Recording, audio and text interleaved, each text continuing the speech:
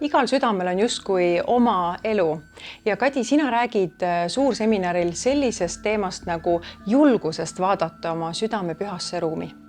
Terapeudina ma näen, et tegelikult suur osa inimestest ei tea, mida tähendab oma südame kuulamine.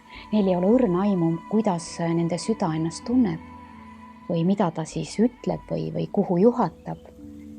Et ma usun, et see ei ole sugugi lihtne teema. Meil ei ole lihtsalt neid tarkusi ei kodus ega koolis mitte keegi õpetanud.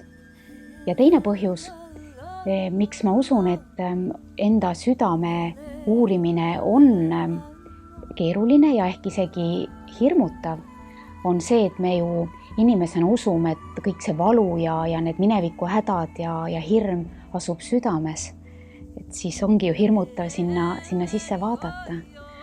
Aga ma jälle tahaks, et inimesed teaksid, et kõikide nende valude ja hirmude ja pettumuste kihtide all on sügaval südame sees ka ehe rõõm, rahu, armastus. Et siis ju tasub ikkagi uurida, tasub õppida oma südant kuulama. Täna ju teadlased teavad, et süda on palju targem kui aju.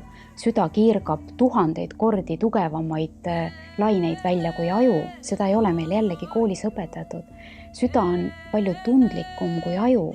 Süda võtab väliskeskkonnast kiiremini infot vastu, reageerib kiiremini kui meie aju.